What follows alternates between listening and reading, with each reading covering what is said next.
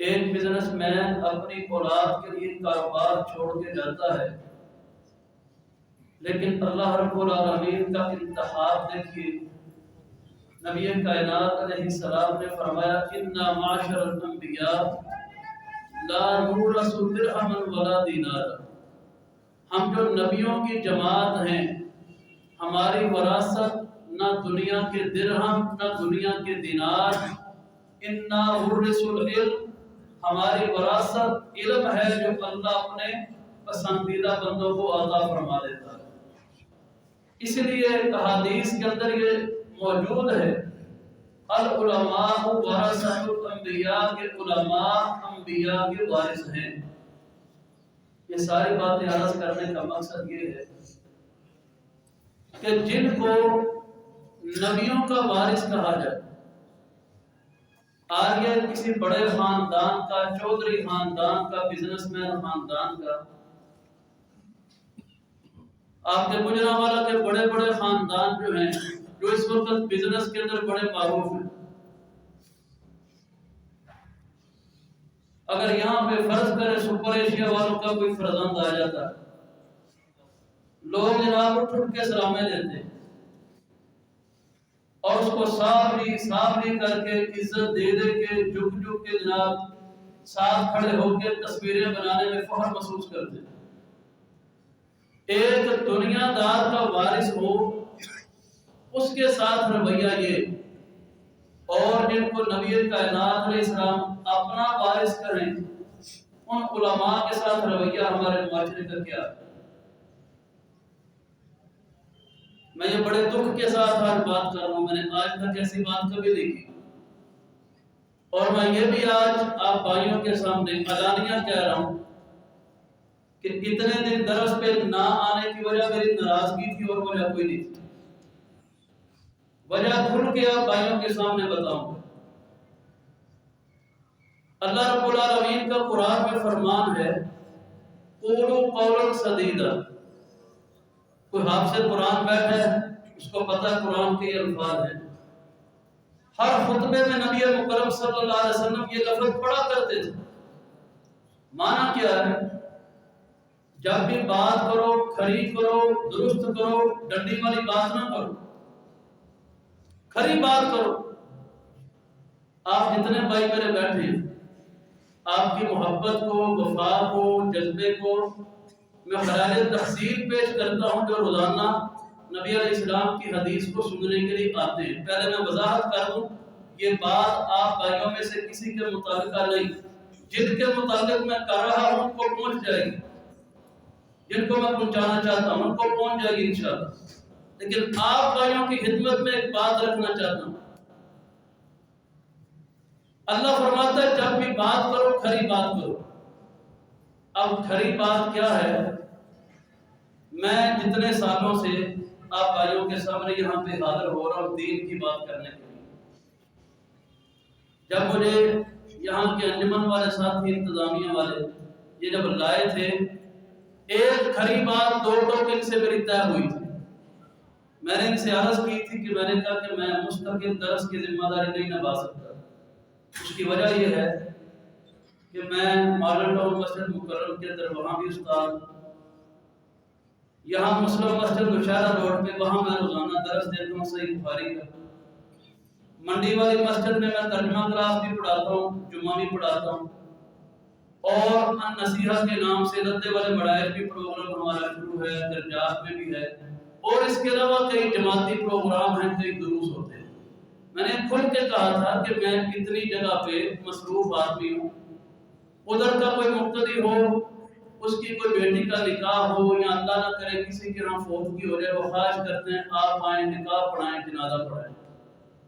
اگر ادھر مسلم مسجد والوں کا کوئی معاملہ ہے، وہ خواہش کرتے ہیں کہ آپ آئیں، جنازہ پڑھا دیں، یا کسی کا نکاح ہے تو نکاح آپ پڑھا دیں۔ آپ مکرم مسجد میں ہمارے چونکہ مرکز ہے، اس وقت ماشاءاللہ ہمارے یہاں پہ 1350 طلباء پڑھ رہے ہیں اللہ کے نبی کے دین۔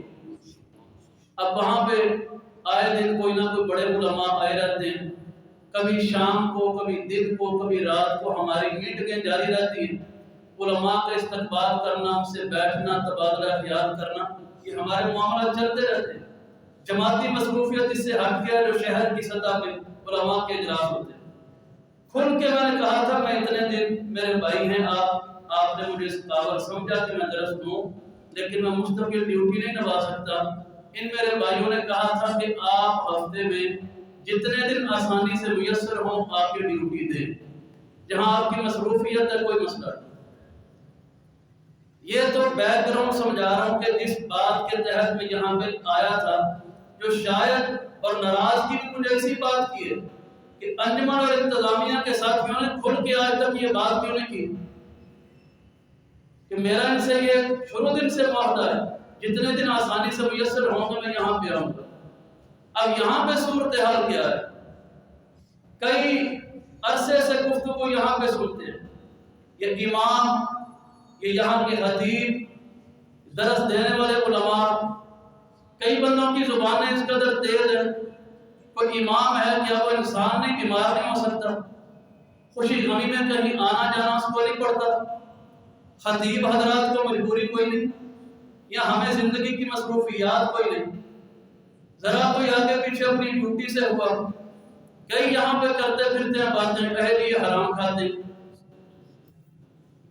میں اگر اعلان انتظامیہ والوں سے کہوں گا کہ ان لوگوں سے کہہ دیں اپنی حلال کی کمائیاں اپنے پاس رکھیں، ان کی پرچیاں بند کر دیں مسجد سے۔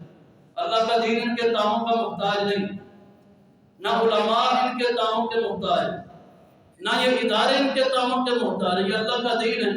جب یہ نہیں تھے تب بھی دین چل رہا تھا، جب یہ مر جائیں گے تب بھی دین انشاءاللہ چلتا رہے۔ یہ دین کسی کا محتاج ہے، لیکن یہ کوئی مسئلہ نہیں کہ آپ لوگ 100 کی پرچی لگوا کے مسجد میں، کیا مسجد پہ احسان کرتے ہیں یا علماء پہ احسان کرتے ہیں؟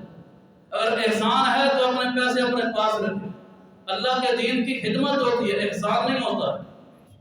یہ کوئی طریقہ نہیں آپ ٹگے ٹگے کی جناب پرچی لگوا کے علماء کی بزتی کرنی شروع کر دیں۔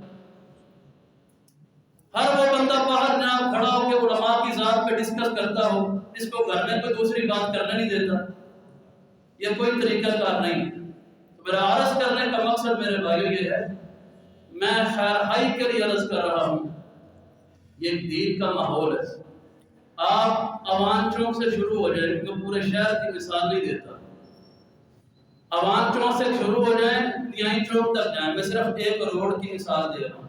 مختلف مسجدوں سے تعلق رکھنے والے میرے بھائی مجھے یہاں نظر آ رہے ہیں، کتنی مسجدیں ہیں جہاں اتنے دروس کا اہتمام ہوتا ہو۔ یہ انتظامیہ والوں کا کیا قصور ہے؟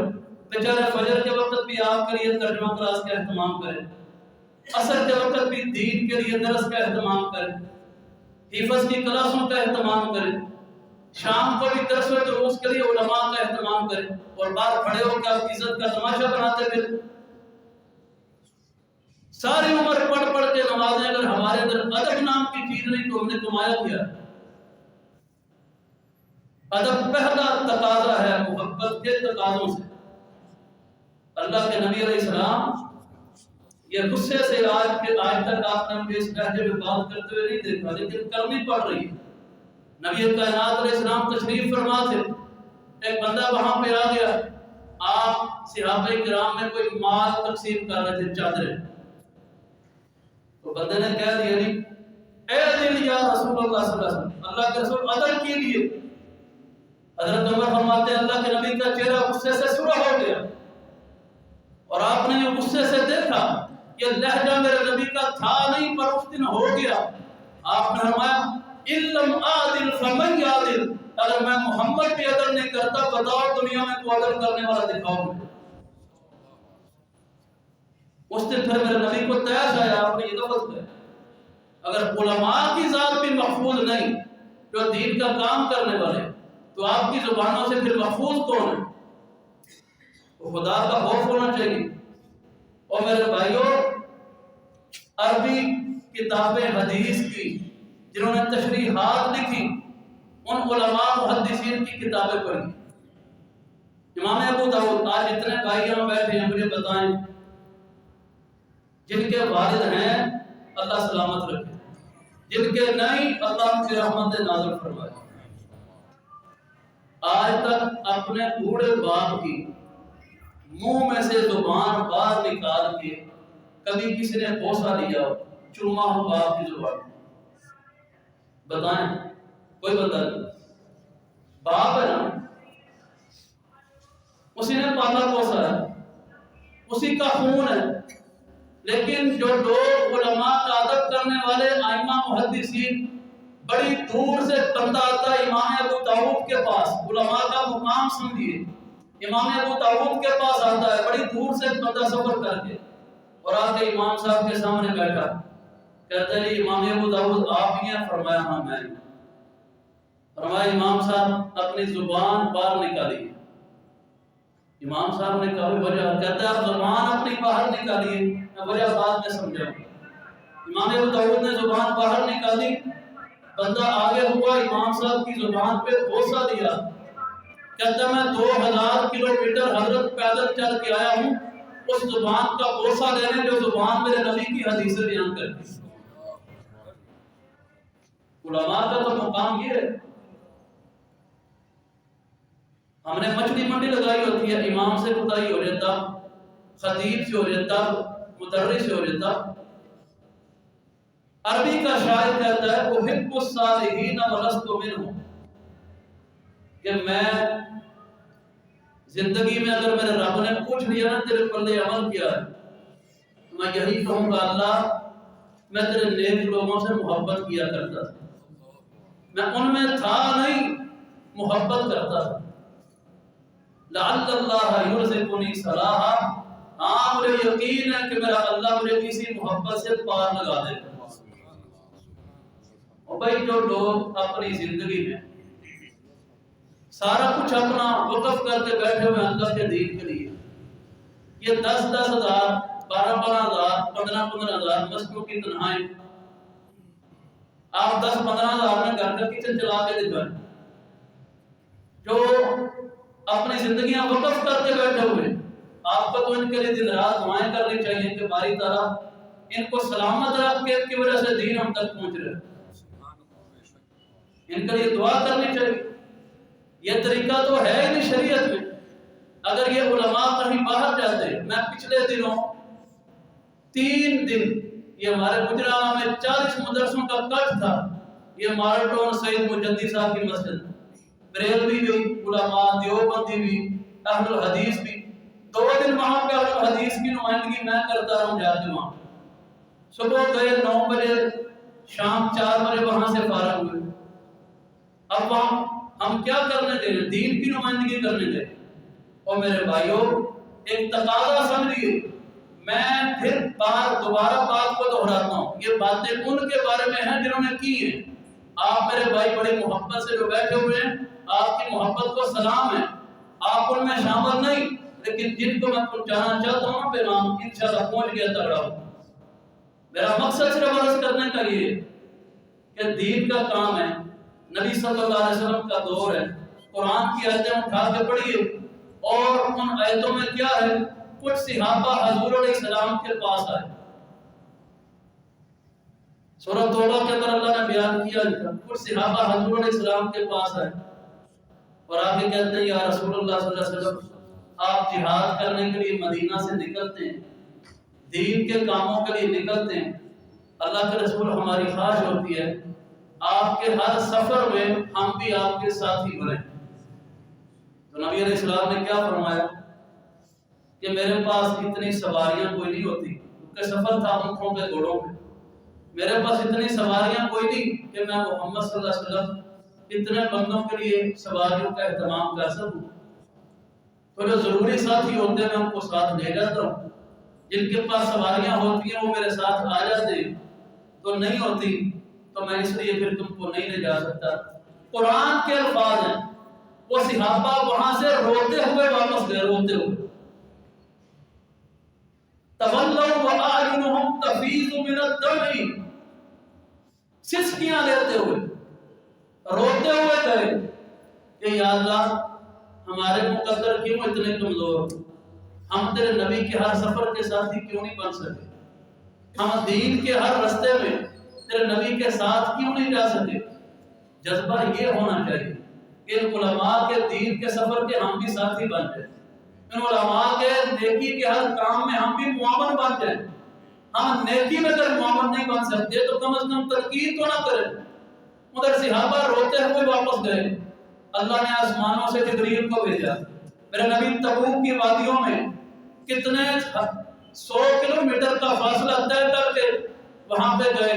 صحابہ بیٹھے ہوئے, آسمان سے جبریل آئے. میرے نبی کی زبان سے کیا نکلا؟ آپ نے فرمایا میرے صحابہ وہ جو مدینہ میں بیٹھے ہوئے ہیں, جو محبت کرتے اللہ کے دین سے, دل ان کا بھی کرتا ہے کہ وہ بھی میرے ساتھ دین کے راستے میں نکلے. سواریاں نہ ہونے کی وجہ سے میں ان کو ساتھ نہیں لا پاتا, جہاد پہ یا دین کے میدانوں میں ساتھ نہیں لے جاتا. ان کا دل کرتا ہے ساتھ جانے, لیکن کمی ہے مال کی, میں ساتھ نہیں لے جاتا. ان کے دل میں جو محبت ہے, اس محبت کا اللہ انعام کیا دے رہا ہے؟ تم سب جتنا سفر کرتے ہو, جتنا جہاد کرتے ہو, جتنا دین کا کام کرتے ہو, جتنا اللہ اور اس کے رسول کے لیے آگے نکلتے ہو, تم جتنی مشقت کر کے جہاد کر کے اجر لیتے ہو, ان کو مدینے بیٹھے بیٹھے اللہ محبت پہ اتنا اجر عطا فرما دیتا ہے. جذبے یوں ہونے چاہیے کہ ایمان والوں سے محبت ہونی چاہیے. یہ جہاں پہ دین کا کام کریں گے آپ کی محبتیں ان کے ساتھ ہیں, آپ کی دعاؤں والے ہاتھ ان کے ساتھ ہیں. آپ گھر میں بیٹھے ہیں, کام یہ کر رہے ہیں, اللہ آپ کو بھی اتنا ہی اجر عطا فرما رہا ہے. تو یہ میرے بھائی زندگی کا اصول ہونا چاہیے. تو میرا عرض کرنے کا مقصد صرف یہی تھا جس کے لیے میں حاضر ہوا ہوں کہ خدا تربیت جو ہے نا, خالی طرح سن کے تربیت اگر پلے نہیں تو ایسے درس و دروس کا فائدہ کوئی نہیں. اور اپنی زبان کو علماء نے لکھا ہے, اور اس پہ مسلکوں کے اندر بریلوی ہیں, دیوبندی اہل حدیث ہیں, ان کے نماز کے طریقے میں اختلاف ہے اور مسائل میں اختلاف ہے. اس مسئلے میں دیوبندی علماء کی کتابیں اٹھا دیجیے, بریلوی علماء کی اٹھا دیجیے, محدثین کی اٹھا دیجیے. کہتے ہیں جو بندہ زندگی میں علماء پہ تنقید کرتا ہو اللہ اس کو مرتے وقت کلمہ نصیب نہیں کرتا.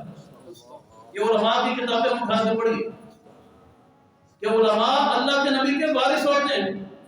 جو ان وارثین پہ تنقید کرتا ہے اللہ اس کو مرتے وقت ایمان اور کلمہ نصیب نہیں کرتا.